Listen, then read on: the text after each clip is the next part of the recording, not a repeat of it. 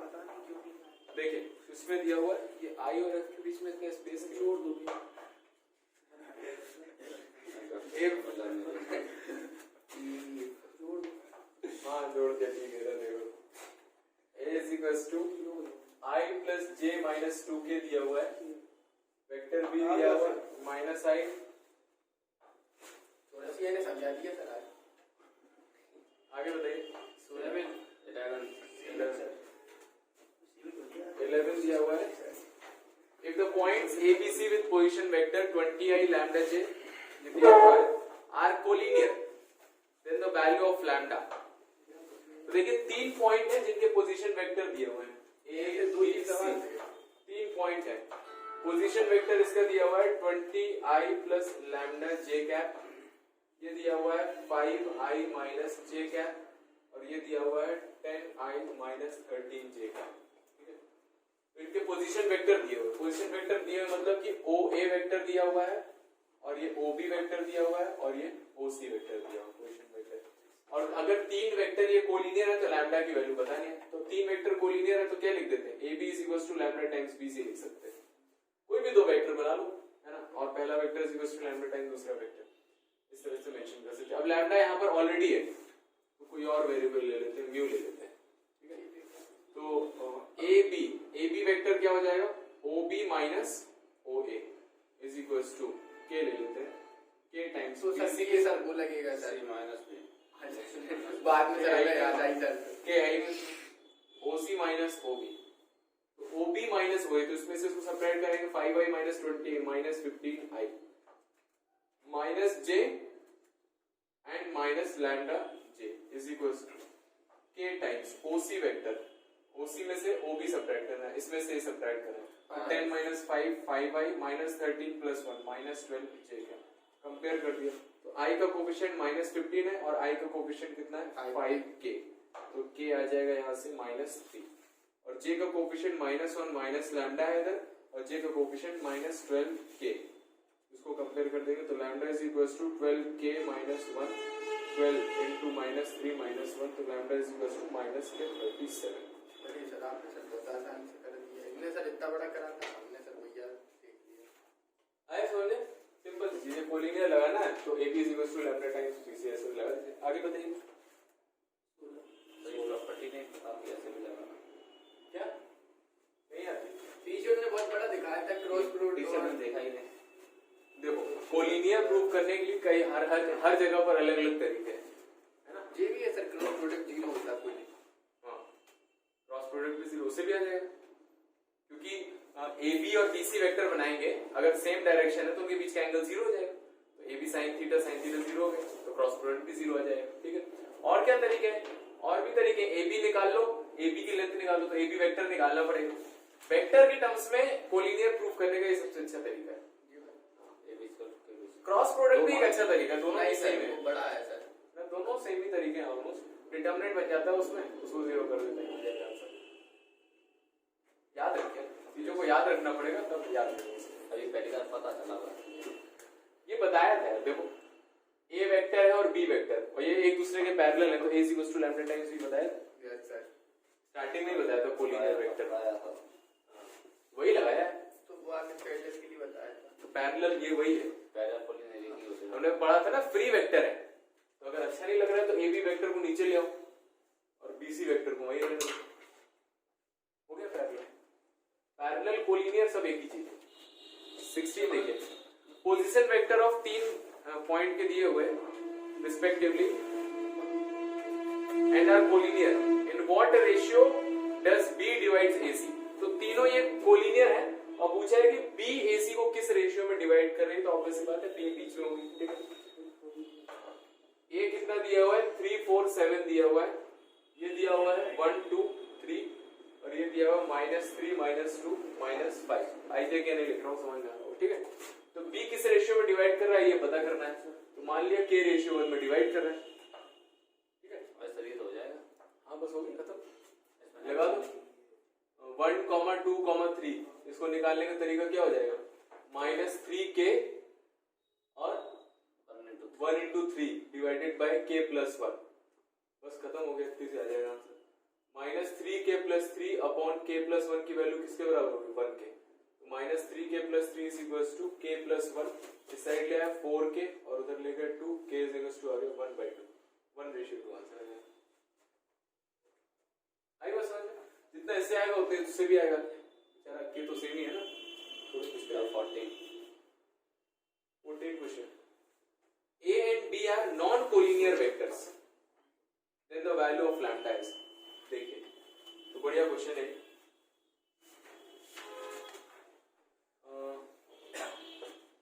Coplanar की condition है,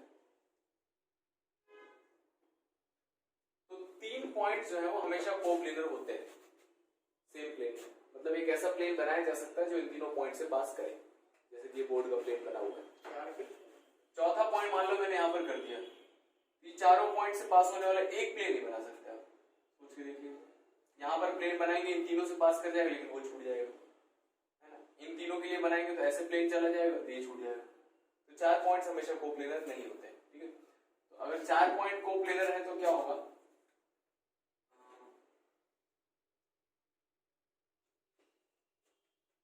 इसको लिख लीजिएगा, फिर पढ़ाना पड़ेगा मुझे, इसको बता देता हूँ, कोप्लेनर वाले क्वेश्चंस आएंगे, ये हेडिंग डाल दीजिए।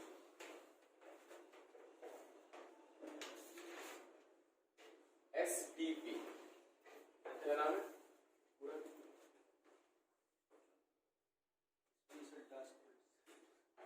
स्केलर ट्रिपल प्रोडक्ट, बहुत ही सिंपल सी चीज है।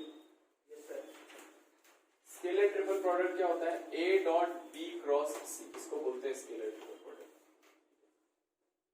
A dot B cross C। और लिखने का तरीका होता है, इस तरह से भी लिख सकते हैं, इसको क्या पढ़ते हैं, बॉक्स ABC पढ़ते हैं, यस, इस तरह से लिख सकते हैं। अब इसकी वैल्यू कैसे निकालते हैं, अगर माना कि वेक्टर A इस तरह से है, A1i B1j C1k, दूसरा वेक्टर B है A2i B2j C2k, और तीसरा वेक्टर C है A3i B3j और C3k। तो बॉक्स ABC किस तरह से निकाला जाता है, सिंपल डिटरमिनेंट की तरह से, पहली वाली रो पहली लाइन में है, A1 B1 C1 A2 B2 C2 and A3 B3 C3, इसको बोलते हैं स्केलर ट्रिपल प्रोडक्ट, ठीक है। स्केलर ट्रिपल प्रोडक्ट क्यों बोल रहे हैं, क्योंकि 3 वेक्टर मल्टीप्लाइड है इसलिए ट्रिपल प्रोडक्ट, और स्केलर ट्रिपल प्रोडक्ट इसलिए बोल रहे हैं क्योंकि जो आंसर आ रहा है वो कैसा आ रहा है, स्केलर आ रहा है, डिटरमिनेंट की एक वैल्यू आई तो डायरेक्शन है नहीं। ज्योमेट्रिकली ये क्या रिप्रेजेंट करता है, ज्योमेट्रिकली क्या होता है, जैसे मान लीजिए कि 2 वेक्टर है, 2 वेक्टर है, ये A वेक्टर है और B वेक्टर है, ठीक है, और एक तीसरा वेक्टर है, ये C वेक्टर है। तो अगर आप A dot B cross C निकालेंगे, A dot B cross C निकालेंगे, तो ये क्या आता है, यहां पर एक आप पैरेललोपाइड बना सकते हैं,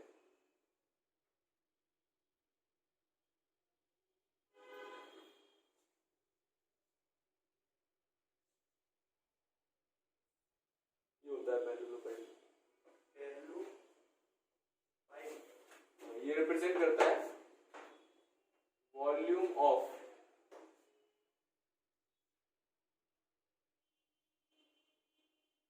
पैरेललोपाइड, वॉल्यूम ऑफ पैरेललोपाइड कितना होता है, बॉक्स ABC। कैसे निकलता है, निकलने का तरीका एक्चुअली ये होता है, area of base into height होता है। किसी भी जो 3D ऑब्जेक्ट होता है ना उसका, जैसे बात करें अगर क्यूब की, तो क्यूब का वॉल्यूम क्या होता है, क्यूबॉइड का अगर बात करें LBH होता है,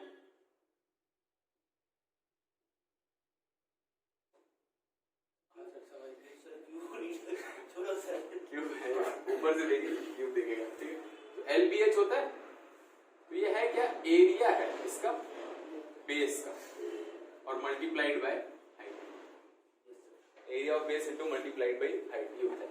जैसे कोण की बात करें, इसे सर बेस की एरिया को एक रेक्टेंगल की तरह भी कर। हाँ इसका एरिया रेक्टेंगल है यहाँ पर, इसका वॉल्यूम कितना आ जाएगा, कोण का वॉल्यूम कितना होता है 1/3 इसको भी आप देख सकते हो। एरिया ऑफ बेस एल क्यों नहीं?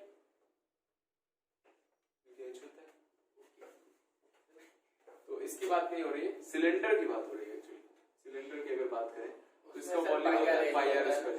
तो area of base into height, और फिर कोण को इसी से बनाते हैं ना, इसका थोड़ा पार्ट अलग अलग करके। तो देखो बेस और हाइट तो सेम ही रहा, तो इसका एरिया क्या होता है 1/3 हो जाता है। तो जनरली मोस्ट ऑफ द जो 3D डायग्राम्स होते हैं उनका वॉल्यूम निकालने का तरीका होता है, क्या होता है, area of base volume is equals to area of base multiplied by height. Area of base multiplied by height. तो यहां पर अगर आप निकालोगे तो ये एंगल थीटा रहता है, ये एक्चुअल में थोड़ा वैसा रहता है इस तरह से।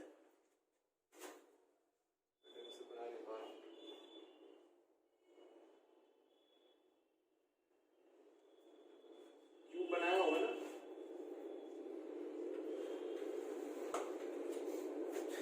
क्यूबॉइड जैसा होता है ना क्यूब, थोड़ा सा ये झुका हुआ है। सर आप लोगों ने सर बनाई है, लेकिन सर अब हमें लग रहा है आपने बनाई नहीं। ऐसे सर एक बॉक्स अंदर बना, एक बार अरे ये नहीं बनाना है, ये पहले लोग आए थे। क्या अंतर है सर?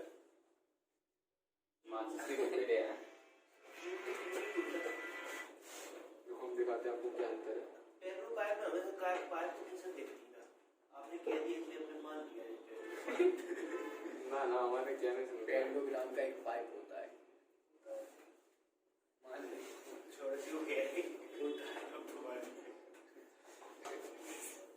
क्या होता है, अब देखो समझ में आ गया, देखो समझ में आएगा, यहाँ से देखो ध्यान से देखो, अब समझ में आएगा। ये है आपका क्यूबॉइड है ना, ये एंगल कितना है 90, मैंने उस एंगल को 60 डिग्री कर दिया। समझ में आया क्या किया, बेस को चिपका दिया मैंने फेविकॉल से और ऊपर से धक्का दे दिया, आया समझ में। तो इसके सारे जो डायग्राम है वो कैसे हैं, रेक्टेंगल है ना, स्क्वायर है। और इसके सारे फेस कैसे हैं, पैरेललोग्राम। पैरेललोग्राम की वजह से इसको बोल देते हैं पैरेललोपाइड। तो ये डायग्राम है अगर, तो ये हाइट आप निकालोगे अगर यहाँ से ए वेक्टर है ये, तो ये हाइट कितना आएगा, अगर ये थीटा है तो ये मॉड ए साइन थीटा आएगा,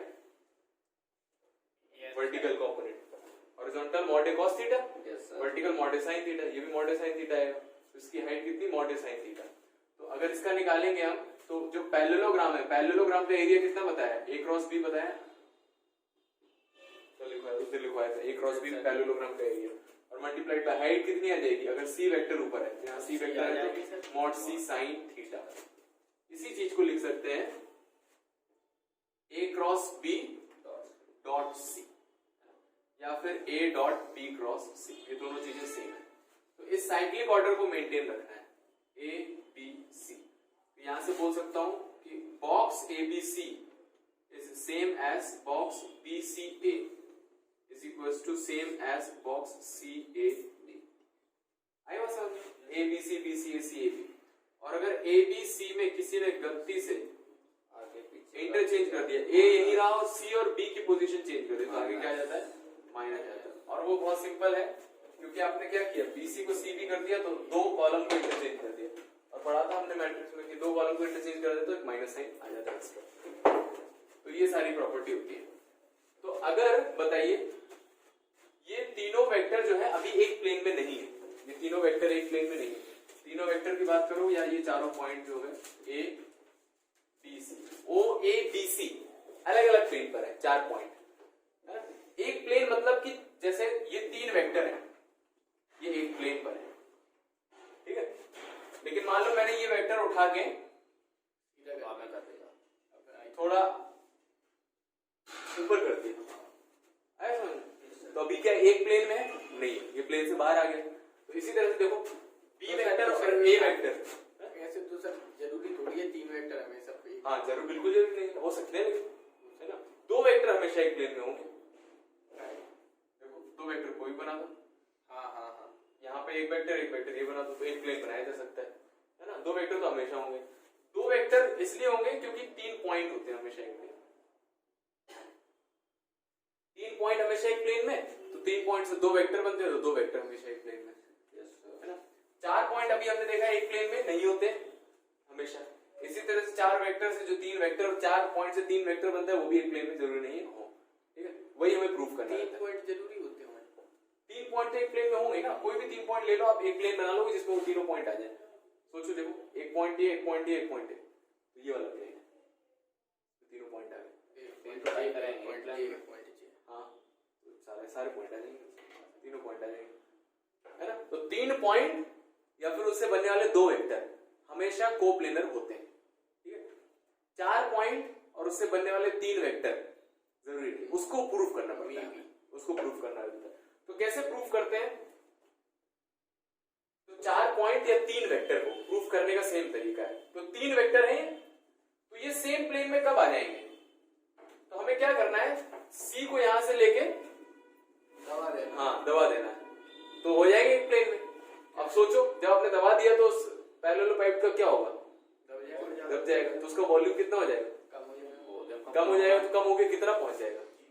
0 हो जाएगा, और उसके अंदर कुछ बचेगा ही नहीं। तो ये कंडीशन आ जाती है कि इफ कोलाइड कर जाएगा, A B C are coplanar, तो क्या कंडीशन हो जाती है कि बॉक्स ABC जो है 0 है। आई बात समझ? ठीक है। तो अगर 4 पॉइंट दिए होंगे तब क्या करेंगे? 4 पॉइंट दिए होंगे तो हम 3 वेक्टर बनाएंगे, सबसे पहले 3 वेक्टर बनाएंगे और फिर बॉक्स ABC 0 करेंगे, ठीक है। एक इंपॉर्टेंट चीज यहां पर यह है कि जो तीनों वेक्टर हैं ABC, they should be coterminous, origin हो या जो हो, एक ही पॉइंट से स्टार्ट होने चाहिए। तो अगर आपके पास ये 4 पॉइंट दिए हुए हैं ABCD, जैसे मान लो इस तरह से दिया हुआ ABCD, तो आप कौन से 3 वेक्टर बनाएंगे? मान लो मैं D से बना रहा हूं, तो मैं DA वेक्टर बनाऊंगा, DB वेक्टर बनाऊंगा और DC वेक्टर बनाऊंगा, और उसके लिए एरिया ऑफ पैरेललोपाइड 0 कर दूंगा। ऐसा नहीं करेंगे कि एक AB वेक्टर बना लिया, एक DC वेक्टर बना लिया और एक AD वेक्टर बना लिया, खेलना नहीं ना। आंसर जब 4 पॉइंट दिए होंगे, हाँ, तो पोजीशन वेक्टर मान लेंगे ना एक। हाँ, जब 4 पॉइंट दिए होंगे तो पोजीशन वेक्टर ही है वो। पॉइंट जहां बोल रहा है मतलब पोजीशन वेक्टर, वो भी जैसे AB निकाला तो भी माइनस हो गए, हाँ 3 आ जाएंगे, उसके बाद सॉल्व करें। तो अब इसको यूज करके ये सारी चीजें आगे समझ। Yes sir. हाँ, इसको यूज करके हमारा क्वेश्चन होगा, क्या था क्वेश्चन? कहां गया? सर ये देख लें। तो आप कर लोगे मेरे ख्याल से। क्वेश्चन नंबर 17 था ना, कौन सा था? 19। तो 4 पॉइंट दिए हुए, 4 हाँ वेक्टर दिए, फिर से पढ़ो ध्यान से। पॉइंट्स ABC, पॉइंट दिए हुए हैं। वेक्टर और पॉइंट दोनों एक जैसे दिखते हैं, है ना। पॉइंट भी तो ऐसे बोलेंगे जैसे पॉइंट लिखा है 2 8 3 j 4 k, है ना। वेक्टर भी वही है, तो देखना पड़ेगा क्वेश्चन में क्या लिखा है। तो पोजीशन वेक्टर ऑफ पॉइंट मतलब पॉइंट दिया हुआ है, और वेक्टर इज गिवन, तो फिर वो वेक्टर दिया हुआ है। तो पॉइंट दिया तो पॉइंट से 3 वेक्टर बना लीजिए और उसका बॉक्स 0 करके आंसर निकालिए, चेक करिए होगा कि नहीं। तो ये कोप्लेनर वाले कॉन्सेप्ट हो जाएंगे। तो कोलिनियर के क्वेश्चन आते हैं, तो कोलिनियर में हमें समझ आ गया A equals to lambda times B लगाना है, यस सर। है ना। और दूसरा एक और तरीका है, अगर 2 वेक्टर कोलिनियर है, ये भी बताया था मैंने, अगर 2 वेक्टर परपेंडिकुलर है तो क्या होगा? उनका क्रॉस प्रोडक्ट, डॉट प्रोडक्ट 0 होगा, ठीक है। अगर 2 वेक्टर पैरेलल है, क्रॉस प्रोडक्ट, क्रॉस प्रोडक्ट 0 होगा। और इसी में एक और चीज बताई थी मैंने, उसके कोफिशिएंट्स भी सेम रेशियो में होंगे, ये बताया मैंने, ठीक है। और तीसरी चीज क्या बता दी? A is equal to lambda times.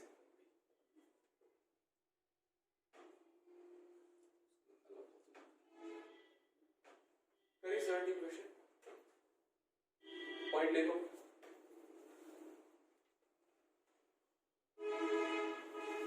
Lambda की वैल्यू बतानी है। अगर लैम्डा कॉमा 9 कॉमा 4 पहला पॉइंट का पोजीशन वेक्टर है, दूसरा है 0 कॉमा -1 कॉमा -1, फिर 4 कॉमा 5 कॉमा 1, -4,4,4 ये को प्लेनर है तो लैम्डा की वैल्यू -4,2,4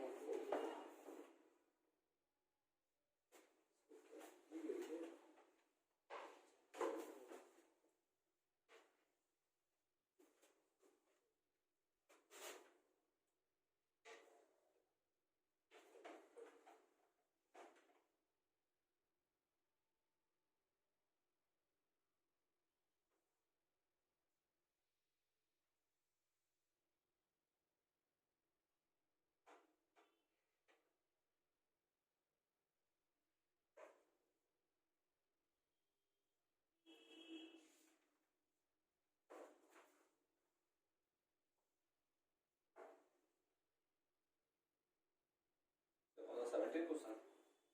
90 है शायद।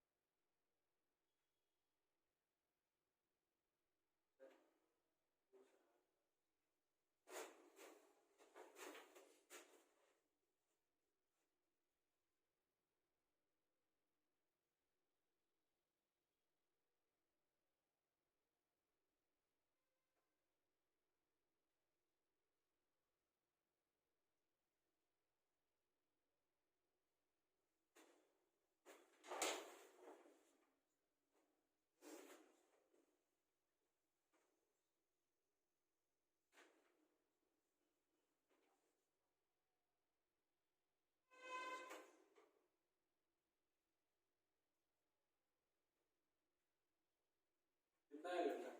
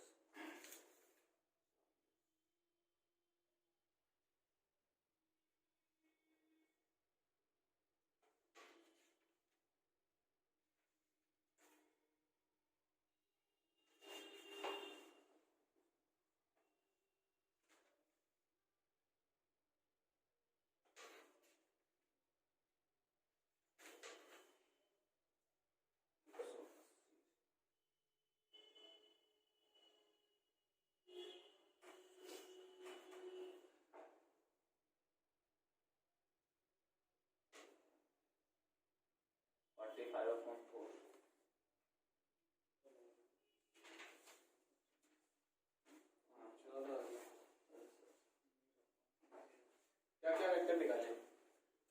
-λ -10 g -5k 4i + 6a + 2k -8i -a -3k lambda आया इसमें? ये भी वेक्टर में आया था -λ -10 g -5k भी आ रहा है आराम से। ए वेक्टर देखिए ए का पोजीशन वेक्टर है lambda i + 9j + 4k OB vector -j -k OC vector 4i + 5j + k and OD vector -4i + 4j + 4k। ठीक है, इनसे तीन वेक्टर बनाते हैं, 3 पॉइंट के पोजीशन वेक्टर है। तो क्या करते हैं, एक तो ए ऐसे दिया हुआ है ए बी सी डी, तो हम क्या करते हैं ए से ही बना लेते हैं, ए से नहीं बनाएंगे, ये बना लेते हैं। ए से बनाएंगे तो ए हर जगह आएगा, तो डी ए वेक्टर क्या हो जाएगा a - d, इसमें से सब्ट्रैक्ट कर दो, कितना आएगा? Lambda plus 4i cap 9 minus 4 5j cap खत्म हो गया। D A D D D minus D minus 3i, इसमें से ये सब्ट्रैक्ट करना तो प्लस का हो जाएगा 4i minus 5j minus 5k db और dc vector c minus d, इसमें से सब्ट्रैक्ट करेंगे तो ये खत्म, इसमें सब्ट्रैक्ट करेंगे तो 8i हो जाएगा plus j and minus 3k। आया समझ? तो इसका डिटरमिनेंट 0 कर दो, ये आ जाएगा lambda plus 4 5 0 4 minus 5 minus 5 8 1 minus 3 is equals to 0। कितना है? Lambda plus 4 times 15 and plus 5 20 minus 5 times minus 12 plus 40 minus 12 plus 40 30 28, सही है? माइनस 12 प्लस 40 40 माइनस 12 28, जीरो के साथ सब कुछ खत्म हो जाएगा, इक्वल्स टू 0। तो 20 times lambda plus 4 is equals to 5 times 28 और 4 7 times lambda is equals to 3।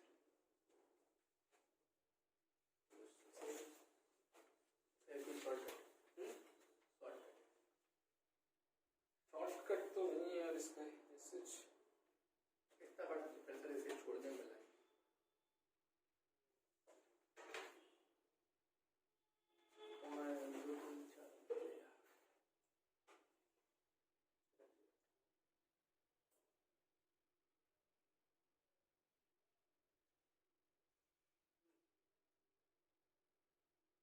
आगे बताइए। 20 आ गया सर। 20 एक माइनस आने गड़बड़ी कर दी।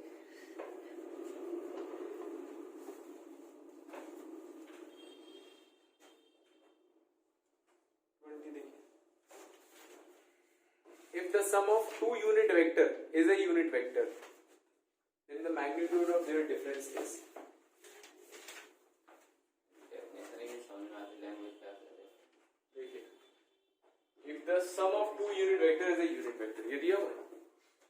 एक यूनिट वेक्टर है A, दूसरा यूनिट वेक्टर है B, उन दोनों का सम कर रहे हैं तो एक यूनिट वेक्टर आ रहा है C। क्वेश्चन क्या पूछा है? Then the difference of these unit vector क्या होगा, ये पूछा है। Magnitude of their difference is, ये मैग्नीट्यूड पूछा है कितना है, ठीक है? तो अब देखो क्या करेंगे इसमें। ऊपर भी मैग्नीट्यूड ले लो, लैम्डा की वैल्यू निकाल लो, ये दिया हुआ है, इसको मैं ऐसे लिख सकता हूँ, दोनों तरफ स्क्वायर कर देते हैं, कितना स्क्वायर हो जाएगा? a cap square plus b cap square plus 2a cap b cap is equals to c cap का स्क्वायर। तो a cap square plus b cap square minus 2a cap b cap plus 4a cap b cap is equals to c square. ये क्या लिखा है?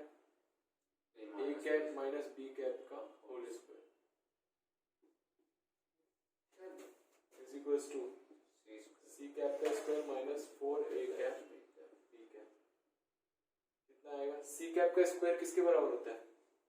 Mod c का square, vector का square. इसका लगा लो, क्या हो जाएगा? 4 mod a mod b mod b sir cos theta. हाँ, आप नहीं ओके। हाँ सर, प्लस का भी स्क्वायर बना सकते थे, माइनस ही करके बना, माइनस का ही सर लोग ज्यादा कर बना। ये पूछा है। ओके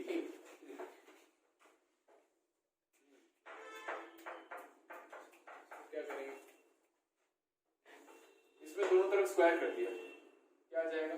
वेक्टर c का स्क्वायर मॉड a का स्क्वायर तो ये तो मॉड वही b है। का स्क्वायर प्लस 2ab। ये कितना 1 1 1 कहाँ दिया सर मैं फिर मॉड के स्क्वायर के बराबर 1 बना गया, ये कट गया। तो देखो a डॉट b कितना आ जाएगा -1/2। cos थीटा निकालो या तो ये रख दो डायरेक्ट, ये कितना आ जाएगा 1/4 into 1/2 a डॉट b कितना है 1/2 -1। ये क्या हो गया? आई जो कॉम्प्लेक्स नंबर में पहुंच गए। आइए आंसर है सर, आइए रुक जाओ,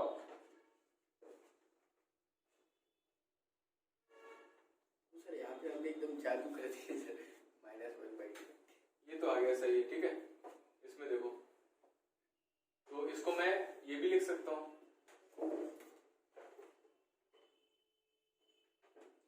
क्या लिख सकते हैं?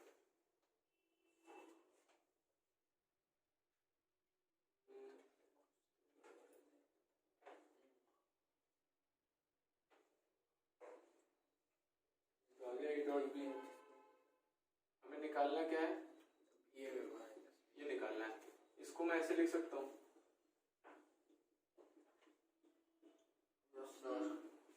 इसका बोल दिया इसका वही चीज आंसर आ गया 1 + 1 2 into 1/2 2 - 1 नहीं यार 2 - 1 1 आएगा ना रूट में।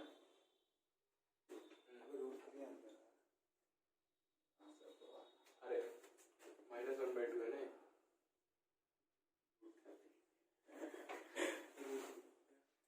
ठीक है, ऐसा समझो। तो ये वाला फॉर्मूला एक यूज हुआ है जो मैंने आपको बताया था, इंपॉर्टेंट है।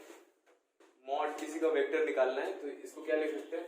रूट ऑफ वेक्टर का स्क्वायर। एक ही कॉन्सेप्ट। दूसरा कॉन्सेप्ट क्या यूज हुआ है कि वेक्टर का स्क्वायर। सर आगे चल के यूनिट वेक्टर लिया पहले लेते तो है आगे चल के लिए पहले ले लेते तो दिक्कत है। कहाँ पहले ले?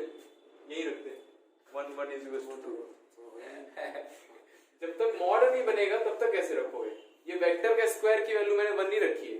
वेक्टर का स्क्वायर मॉड के स्क्वायर के बराबर होता है। मॉड बन गया इसलिए मैंने 1 1 रख दिया, इसीलिए यहाँ पर नहीं रख पाए। नहीं तो ऐसे 1 - 1 0 खत्म। जरूरी नहीं क्लास में यही करते हैं, आप लोगों ने भी ज्यादा लगाए हैं। तो कल आप लोग इसको पूरा लगा के आइएगा। Yes sir. हम लगाएंगे। मैं सोच रहा था सैटरडे को बोल दूं कि सब कुछ लगा लेना। सर आप मैनेज कर दीजिए। तो सर लगा लेते, फिर मैंने सोचा लगा लेना वैसे नहीं।